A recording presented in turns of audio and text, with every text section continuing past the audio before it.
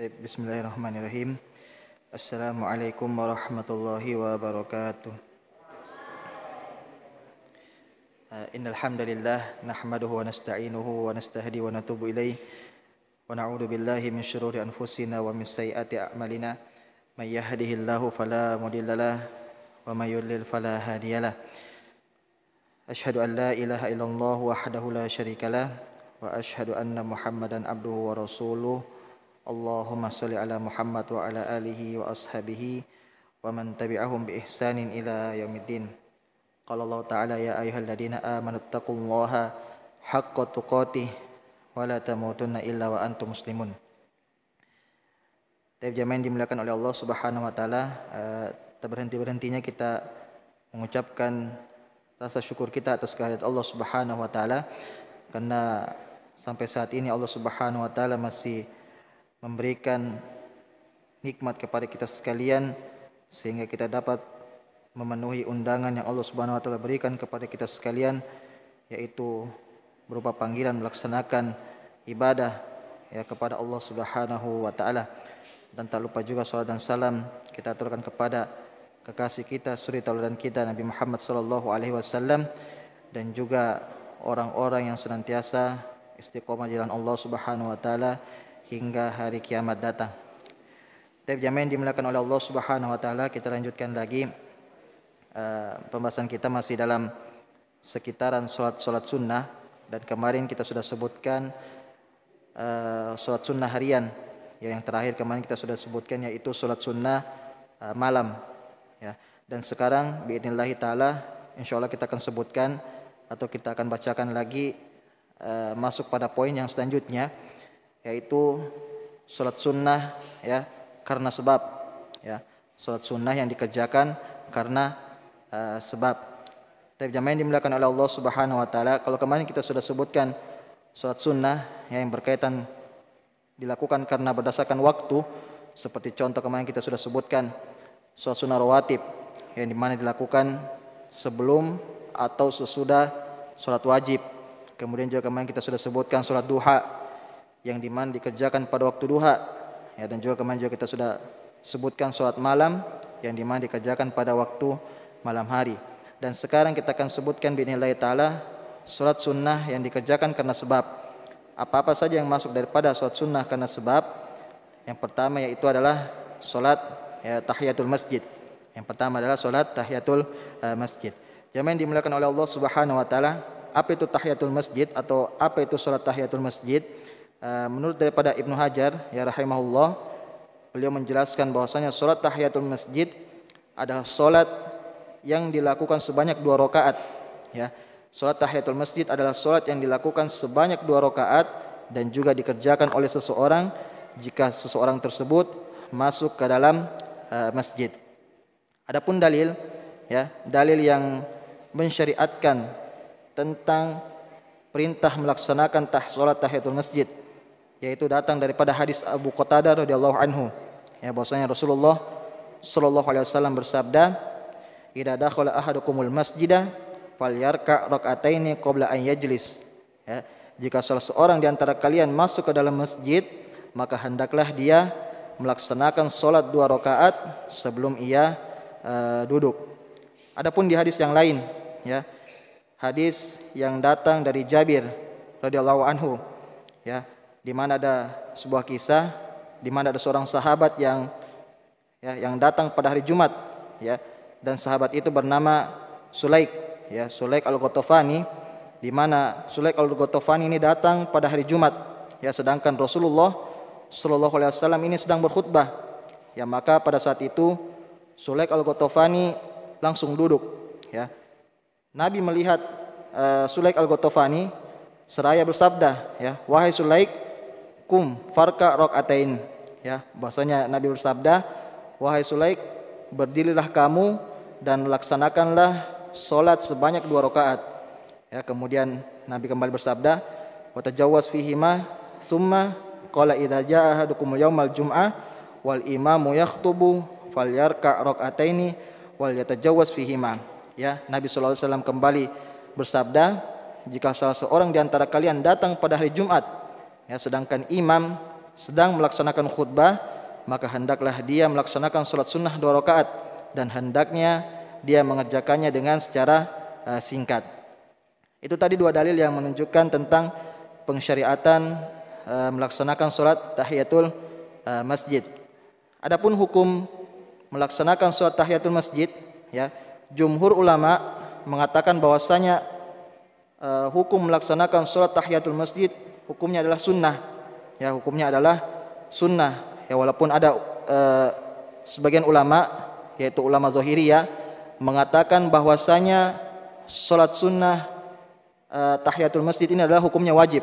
Ya, yang mengatakan adalah ulama Zahiriyah, yang mereka mengatakan bahwasanya salat tahiyatul masjid adalah hukumnya wajib, yang mereka berdalilkan dengan hadis Abu Qatadah tadi, ya, idza dakhala ahadukumul masjidah falyarka raka'ataini qabla an yajlis. Ya, jika salah seorang di antara kalian masuk ke dalam masjid, maka hendaklah dia melaksanakan salat 2 rakaat sebelum dia duduk. Ya, jadi para ulama Zahiriyah menganggap bahwasanya hadis ini menunjukkan secara umum, ya, tanpa terkecuali, jika ada seseorang yang masuk ke dalam masjid, maka ketika dia ingin hendak duduk, ya, maka syaratnya dia harus melaksanakan salat sebanyak 2 rakaat. Ya, akan tetapi pendapat ini, ya, dinilai tidak tepat oleh mayoritas para ulama, ya, dan ada beberapa alasan yang menganggap bahwasanya pendapat ini kuranglah tepat, ya. Jadi pendapat yang lebih benar bahwasanya salat tahiyatul masjid hukumnya tidak sampai pada derajat wajib, melainkan hanya sunnah, ya. Adapun bantahan yang menunjukkan bahwasanya salat tahiyatul masjid bukan daripada kewajiban akan tetapi hanya sunnah, yaitu datang dari hadis Tolha, ya, datang dari hadis Tolha bin Ubaidillah, bahwasanya ada seorang Arab Badui yang bertanya kepada Nabi sallallahu alaihi wasallam tentang Islam. Ya, maka Nabi sallallahu alaihi wasallam berkata, ya, khamsu shalawatin fi yaumi wa lailah, bahwasanya salat 5 waktu dalam sehari dan semalam. Kemudian orang Arab Badui itu berkata lagi, hal alayya ghairuha, ya, apakah ada yang wajib atasku selain itu? Kemudian Nabi mengatakan, ya, la illa an tatawwa, ya, tidak ada kecuali jika engkau melaksanakan salat sunnah. Ya, kita lihat di sini Nabi mengatakan bahwasanya salat yang wajib itu hanya 5 waktu dalam sehari dan juga semalam. Ya, berarti yang sebagaimana kita kenal atau sebagaimana yang kita tahu, ya, subuh, zuhur, asar, maghrib dan juga isya. Adapun salat daripada di luar itu, ya, maka hukumnya semuanya adalah sunnah. Ya, dan juga di sini disebutkan bahwasanya salat tahiyatul masjid adalah salat harian, ya, adalah salat harian, sama halnya dengan salat 5 waktu. Beda halnya dengan salat-salat yang tahunan, ya, atau salat-salat yang memang memiliki kewajiban atau memiliki sebab, seperti salat mayat, ya, salat mayit. Ya, salat mayit itu adalah hukumnya wajib, ya, akan tetapi dia memiliki sebab, ya, ataupun juga salat Id. Ya, salat Id juga hukumnya wajib, ya, walaupun menurut sebagian para ulama yang mengatakan hukumnya adalah, ya, wajib. Akan tetapi, ya, daripada salat tahiyatul masjid dianggap bahwasanya dia tidak termasuk daripada salat yang wajib untuk dilaksanakan. Kemudian, ya, bantahan yang kedua yang mengatakan bahwasanya salat tahiyatul masjid ini bukan merupakan sebuah kewajiban datang dari hadis Abdullah bin Busr, ya, bahwasanya beliau mengatakan, aku duduk di sisi mimbar pada hari Jumat, ya, kemudian datanglah seseorang, ya, di mana seseorang itu melangkahi bahu pada jamaah sementara Rasulullah sallallahu alaihi wasallam sedang berkhutbah. Ya, maka Rasulullah pun berkata kepada orang itu, duduklah, ya, duduklah, sesungguhnya engkau telah mengganggu dan juga menyakiti. Ya, kita lihat juga di dalam hadis ini Nabi memerintahkan orang yang masuk ke dalam masjid tersebut yang melangkahi bahu-bahu pada jamaah, Nabi mengatakan duduklah, ya, yang menandakan bahwasanya salat tahiyatul masjid hukumnya bukanlah sebuah kewajiban, akan tetapi adalah hukumnya cuma sunnah. Andaikan salat tahiyatul masjid hukumnya wajib, tentunya Nabi tidak memerintahkan sahabat tersebut untuk duduk. Ya, tentunya Nabi memerintahkan sahabat tersebut untuk melaksanakan salat 2 rakaat sebelum dia duduk di dalam masjid. Taib jamaah yang dimuliakan oleh Allah Subhanahu wa taala, adapun jumlah rakaat, ya, jumlah rakaat dalam melaksanakan salat tahiyatul masjid, ya, jumlahnya adalah 2 rakaat sebagaimana kita sudah sebutkan di dalam hadis Abu Qatadah, idza dakhala ahadukumul masjidah falyarka rakaataini ya qabla ayajlis. Jika salah seorang di antara kalian masuk ke dalam masjid, maka hendaklah dia salat 2 rakaat sebelum dia duduk. Ya, akan tetapi juga di sini ada sebagian ulama yang mengatakan bahwasanya boleh mengerjakan salat sunnah tahiyatul masjid lebih daripada 2 rakaat. Ya, sebagaimana yang dikatakan oleh Al-Buhuti bahwasanya disunnahkan salat tahiyatul masjid sebanyak 2 rakaat atau lebih ya bagi setiap orang yang memasuki masjid. Ya, dan juga berkata Imam An-Nawawi, tahiyatul masjid adalah 2 rakaat ya sebagaimana disebutkan di dalam hadis.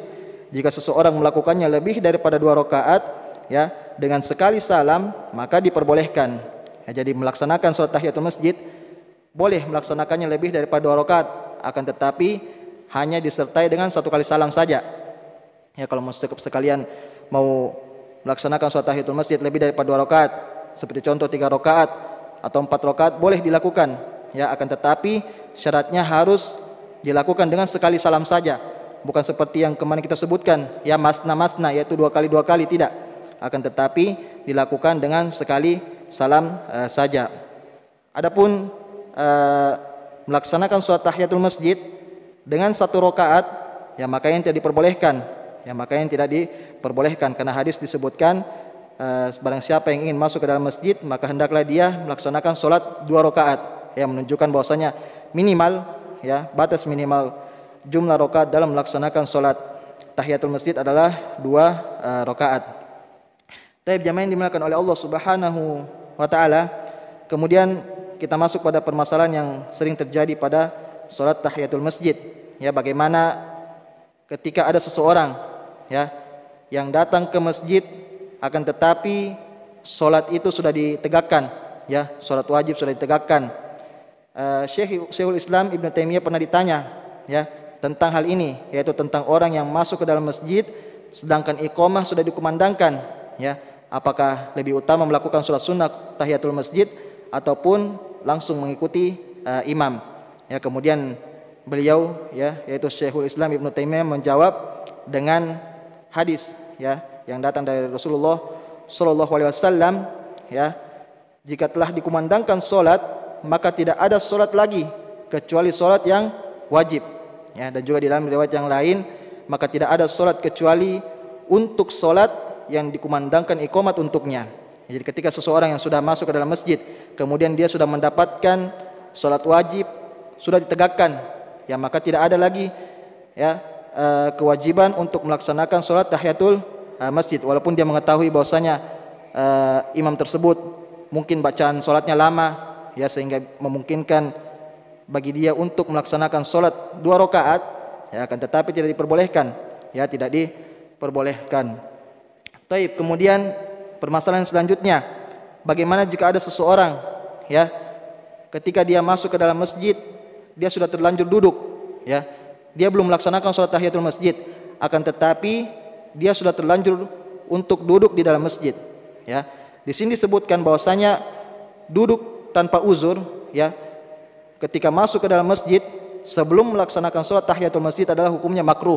Ya, jadi seseorang yang masuk kemudian dia langsung duduk tanpa melaksanakan salat tahiyatul masjid adalah hukumnya makruh, ya. Akan tetapi jika dia sudah masuk ke dalam masjid kemudian dia sudah terlanjur duduk, ya, akan tetapi duduknya tidak berjalan dengan lama, ya, maka baginya tetap dianjurkan untuk melaksanakan salat tahiyatul masjid, ya. Maka baginya tetap dianjurkan untuk melaksanakan salat tahiyatul masjid.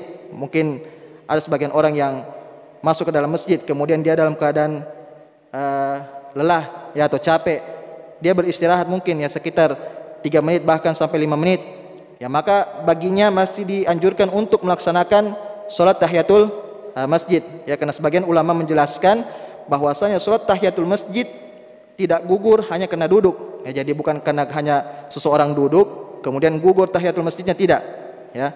Beda halnya dengan seseorang yang mungkin masuk ke dalam masjid akan tetapi dia sudah duduk dalam jangka waktu yang lama, ya, mungkin sekitar 1 jam atau bahkan 2 jam, ya, dia sudah duduk ke dalam masjid, maka baginya ya salat tahiyatul masjid itu sudah gugur, ya, sudah gugur baginya dan juga tidak disyariatkan baginya untuk melaksanakan atau bahkan mengqadha salat tahiyatul masjid tersebut, dan ini adalah mayoritas pendapat daripada para ulama. Tapi jamaah yang dimuliakan oleh Allah Subhanahu wa taala, kemudian yang selanjutnya, bagaimana hukum melaksanakan salat tahiyatul masjid di Masjidil Haram? Ya, melaksanakan salat tahiyatul masjid di Masjidil Haram. Ya, kalau yang biasa kita dengar ya atau biasa kita dapatkan di sekitar masyarakat, bahwasanya pengkhususan untuk Masjidil Haram tidak disyariatkan untuk melaksanakan salat tahiyatul masjid. Ya, padahal ini adalah pendapat yang agak keliru, ya. Dan perlu kita ketahui bahwasanya ada dua keadaan, ya, ada dua keadaan yang harus diperinci ketika seseorang memasuki Masjidil Haram.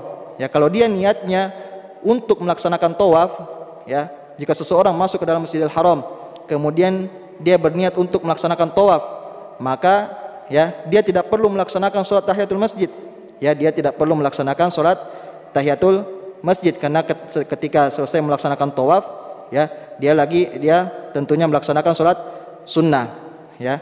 Beda halnya dengan seseorang yang masuk ke dalam Masjidil Haram, akan tetapi ya seseorang tersebut masuk ke dalam Masjidil Haram niatnya bukan untuk tawaf, ya, mungkin masuk hanya untuk membaca Al-Qur'an atau untuk berzikir kepada Allah Subhanahu wa taala, ya, maka baginya tetap disyariatkan untuk melaksanakan salat tahiyatul masjid, ya.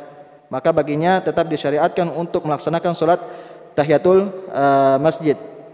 Ya, jadi yang selama ini kita dengar bahwasanya Masjidil Haram dikhususkan bagi kita sekalian untuk tidak melaksanakan salat tahiyatul masjid adalah hal yang kurang pas, ya, atau kurang benar. Kemudian jamaah yang dimuliakan oleh Allah Subhanahu wa taala, hukum atau yang selanjutnya, hukum menggabungkan salat tahiyatul masjid dengan salat rawatib, ya. Hukum menggabungkan salat tahiyatul masjid dengan salat rawatib. Ya, di sini disebutkan bahwasanya para ulama sudah sepakat, ya, jika seseorang memulai salat kemudian dia meniatkan untuk melaksanakan salat tahiyatul masjid dan juga salat wajib, ya, maka salatnya sah dan dia mendapatkan pahala salat wajib dan juga salat tahiyatul masjid. Ya, begitu juga orang yang ketika meniatkan untuk melaksanakan salat tahiyatul masjid dan juga salat rawatib. Ya, seperti contoh ketika seseorang masuk ke dalam masjid, kemudian azan zuhur sudah dikumandangkan, ya, tentunya di situ bisa kita melaksanakan salat tahiyatul masjid dan juga salat rawatib. Ya, maka tidak menjadi masalah dan diperbolehkan menggabungkan dua niat di dalam satu salat, yaitu salat tahiyatul masjid dan juga salat rawatib. Dan juga di sini bahkan disebutkan boleh menggabungkan antara salat wajib dan juga salat tahiyatul masjid. Sebagaimana tadi kita dapatkan kejadian kalau kita masuk ke dalam masjid, kemudian salat sudah ditegakkan, ya, maka kita masuk ke dalam masjid, ya, kita mengikuti kepada imam, mengikuti salat wajib tersebut, dan kita berniat melaksanakan salat wajib dan juga berniat melaksanakan salat tahiyatul masjid, ya, maka kita mendapatkan pahala salat wajib, ya, mendapatkan pahala salat wajib tersebut dan juga mendapatkan pahala salat tahiyatul masjid tersebut. Kemudian yang selanjutnya, melaksanakan salat tahiyatul masjid di waktu terlarang, ya. Melaksanakan salat tahiyatul masjid di waktu terlarang, hukumnya adalah boleh, ya, boleh melaksanakan salat tahiyatul masjid walaupun di waktu terlarang sekalipun, ya. Dan ini adalah mayoritas pendapat daripada para ulama, walaupun ada ikhtilaf, ya, tentang masalah hal ini. Di sini terbagi menjadi dua pendapat. Ya, ada yang mengatakan bahwasanya melaksanakan salat tahiyatul masjid di waktu-waktu yang terlarang itu tidak boleh dikerjakan, ya, tidak boleh dikerjakan, sebagaimana hadis yang datang dari Abu Sa'id Al-Khudri radhiyallahu anhu, ya, bahwasanya beliau mengatakan, aku telah mendengar Rasulullah sallallahu alaihi wasallam bersabda, tidak ada salat setelah salat subuh sampai matahari meninggi, ya, dan tidak ada salat setelah asar sampai matahari terbenam. Ya, jadi mereka berpendapat dengan hadis ini, ya, bahwasanya tidak boleh dikerjakan salat, yaitu ketika selesai salat subuh sampai matahari terbit, ya, dan juga dilarang melaksanakan salat ketika selesai salat asar sampai matahari terbenam. Ya, kenapa mereka mengambil dalil ini? Karena di dalam hadis disebutkan la solata, ya, yang dimana di dalam bahasa Arab solata ini menunjukkan kepada kalimat nakiroh, ya. Nakiroh itu ada artinya umum, ya. Jadi di sini disebutkan la solata, berarti mencakup semua solat, mau dia solat wajib, mau dia solat sunnah, maka tidak boleh dilakukan di antara waktu-waktu yang terlarang ini, ya. Tidak boleh dilakukan di waktu-waktu yang terlarang ini. Kemudian datang pendapat yang kedua, bahwasanya boleh melaksanakan salat tahiyatul masjid kapan saja, ya, kapan saja, sekalipun dia itu di waktu yang terlarang. Sebagaimana hadis Abu Qatadah tadi, ya, idza dakhala ahadukumul masjidah falyarka rakaataini qabla an yajlis. Ya, jika salah seorang di antara kalian masuk ke dalam masjid, maka hendaklah dia melaksanakan salat 2 rakaat sebelum dia duduk. Ya, dan juga di sini menunjukkan tentang keumuman. Jika kamu masuk ke dalam masjid, kapanpun, ya, kapanpun jika engkau masuk ke dalam masjid, mau itu di waktu yang terlarang, ya, ataupun waktu yang tidak terlarang, maka hendaklah kamu mengerjakan salat 2 rakaat. Ya, dan pendapat yang paling kuat di antara dua pendapat ini adalah pendapat yang kedua. Ya, pendapat yang kedua, bahwasanya melaksanakan salat tahiyatul masjid boleh dikerjakan kapan saja, sekalipun dikerjakan pada waktu yang terlarang.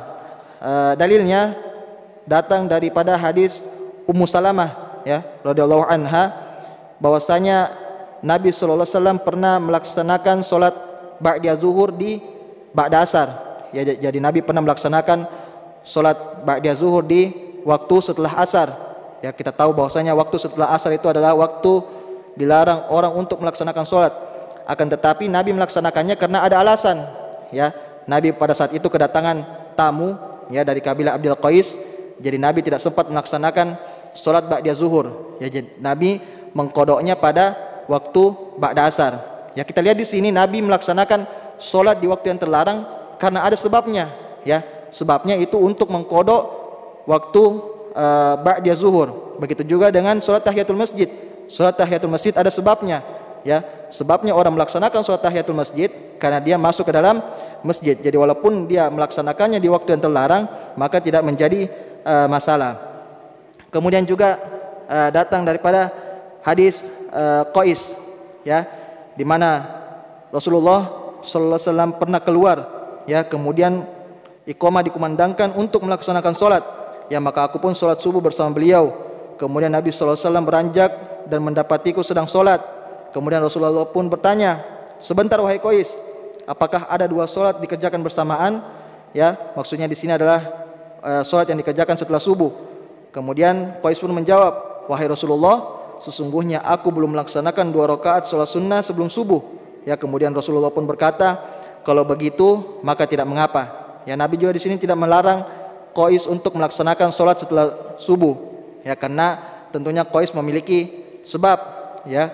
Karena Qais belum melaksanakan salat qabla zuhur, dipindahkan kepada setelah subuh, ya, maka Nabi tidak melarang. Begitu juga dengan salat tahiyatul masjid.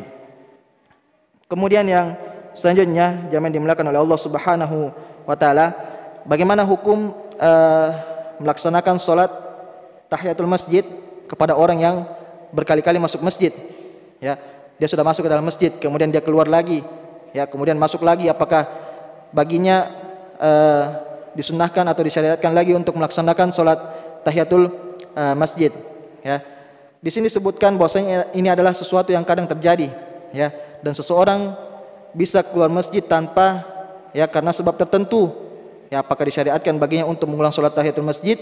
Ya, di sini dikatakan bahwasanya Al-Buhuti mengatakan salat tahiyatul masjid tidak disunnahkan baginya ketika berulang-ulang kali masuk masjid, ya, karena itu memberatkan.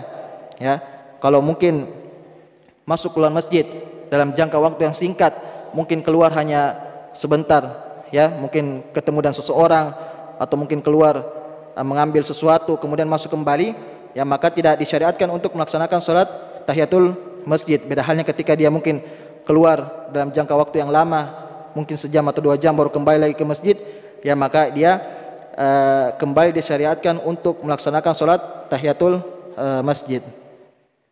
Tapi jamaah yang dimuliakan oleh Allah Subhanahu wa taala, Selanjutnya kita akan sebutkan lagi satu solat ya yang masih terkait dengan solat sunnah karena sebab, yaitu adalah solat sunnah wudu. Ya, solat sunnah wudu. Hukumnya ya, mayoritas ulama mengatakan bahwasanya hukum melaksanakan solat sunnah wudu adalah hukumnya mustahab. Ya, hukumnya adalah mustahab. Sebagaimana di dalam hadis yang diriwayatkan oleh Humran, yaitu bekas budak daripada Utsman bin Affan radhiyallahu anhu, man tawadda nahwa wudu'i hadza summa qama faraka rak'ataini la yuhaddisu fihi man nafsahu ghufira lahu ma taqaddama min dzambi. Ya, barang siapa yang berudu seperti wuduku ini, yaitu wudu Rasulullah, kemudian bangkit dan juga melaksanakan salat 2 rakaat dan tidak berkata-kata apapun di dalam hatinya, maksudnya di sini adalah khusyuk, ya, maka diampuni dosa-dosanya yang telah lalu.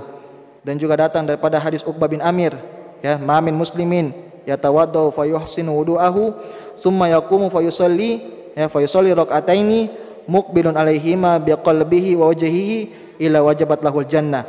Ya, tidaklah seorang muslim berwudu lalu menyempurnakan wudunya, kemudian bangkit dan juga melaksanakan salat 2 rakaat dengan menghadirkan hati dan juga wajahnya, melainkan ia berhak mendapatkan surga. Ya, kemudian juga hadis yang terkenal di antara kita sekalian, yaitu hadis Bilal. Ya, hadis Bilal, yaitu ketika Nabi SAW berkata kepada Bilal, wahai Bilal, ceritakan kepadaku amalan yang paling engkau harapkan ganjarannya di sisi Allah Subhanahu wa taala di dalam Islam, karena sesungguhnya aku mendengarkan suara terompahmu, ya, atau suara langkah kakimu di depanku di surga. Ya, maka Bilal pun mengatakan, tidaklah aku mengamalkan satu amalan yang paling aku harapkan ganjarannya di sisi Allah Subhanahu wa taala lebih dari amalan ini, ya, yaitu tidaklah aku berwudu dengan sempurna pada waktu malam dan juga waktu siang, ya, melainkan aku mengerjakan salat dengan wudu itu sesuai dengan apa yang Allah Subhanahu wa taala tetapkan bagiku untuk aku kerjakan. Tapi jamaah yang dimuliakan oleh Allah Subhanahu wa taala, ada beberapa faedah yang kita dapat dari ketiga hadis tadi. Yang pertama, bahwasanya ganjaran yang sangat besar, ya, atau pahala yang sangat besar yang diberikan oleh Allah Subhanahu wa taala bagi siapa saja yang melaksanakan salat sunnah 2 rakaat setelah wudu, ya. Dan juga di dalam hadis yang tadi juga kita sudah sebutkan bahwasanya Nabi sallallahu alaihi wasallam mendengarkan langkah kaki Bilal di surga, ya, dan ini adalah mimpi daripada Nabi sallallahu alaihi wasallam, ya, dan tentunya mimpi daripada para nabi dan para rasul adalah wahyu dari Allah Subhanahu wa taala yang menandakan bahwasanya Bilal ini adalah sahabat yang dijamin masuk ke dalam surga bersama Rasulullah sallallahu alaihi wasallam. Ya, dan juga di dalam hadis yang tadi juga memotivasi kita sekalian, ya, agar senantiasa menjaga amalan tersebut, ya, yaitu menjaga amalan salat setelah wudu, ya, karena tentunya ganjaran pahala yang diberikan oleh Allah Subhanahu wa taala sangatlah besar. Kemudian tadi juga di hadis disebutkan bahwasanya 2 rakaat setelah wudu, ya, menjadikan seseorang diampuni oleh Allah Subhanahu wa taala dari dosa-dosanya yang telah lalu. Yang dimaksud daripada di sini adalah dosa-dosa kecil, ya, yang dimaksud daripada sini adalah dosa-dosa kecil, mungkin dosa-dosa yang kita tidak sadar yang kita lakukan, ya, atau dosa-dosa yang lalai kita lakukan, maka semua dosa-dosa itu akan diampuni oleh Allah Subhanahu wa taala. Akan tetapi, ya, beda halnya dengan dosa besar, ya, dosa besar tidak akan diampuni kecuali dengan taubatan nasuha. Kemudian, ya, hadis-hadis yang tadi memberikan semangat kepada kita sekalian, yaitu kaum muslimin, agar senantiasa menjaga wudunya, ya, atau menjaga kesuciannya. Kemudian, ya, hadis yang tadi juga menunjukkan kepada kita sekalian tentang keutamaan amal soleh yang dikerjakan secara diam-diam, ya, secara diam-diam. Karena tadi kita sebutkan bahwasanya Bilal, ya, tidak memamerkan amalan-amalannya, ya, dan juga Bilal ini, ya, menyebutkan amalannya ketika ditanya oleh Rasulullah. Andaikan Rasulullah tidak bertanya, ya, tentu Bilal juga tidak akan menyebutkan amalannya tersebut.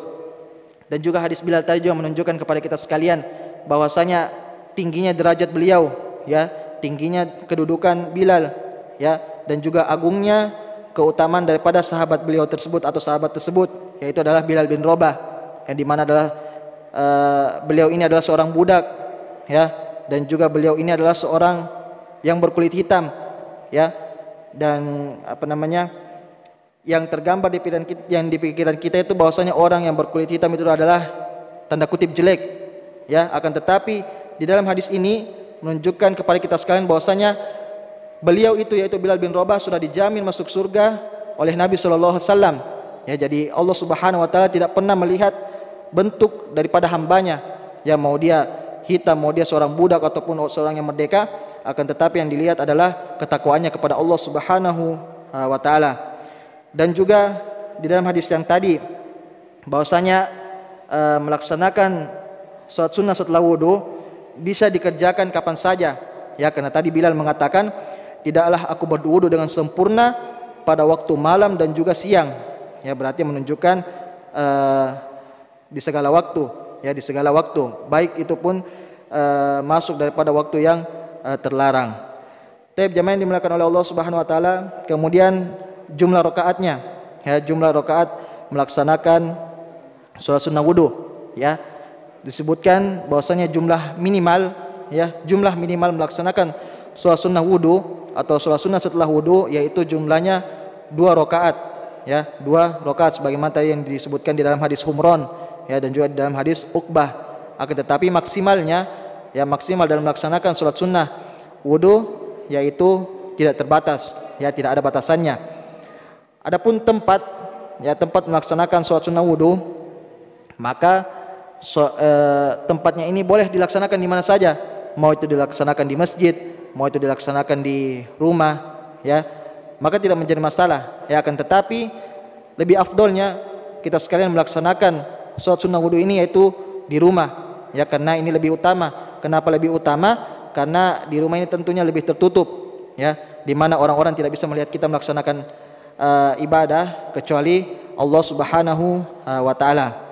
Kemudian waktunya, ya, waktunya bisa dikerjakan kapan saja, ya, yaitu setiap kali selesai berwudu dan belum ada jeda waktu yang lama antara wudu dengan salat sunnah setelah wudu tersebut. Jadi ketika selesai melaksanakan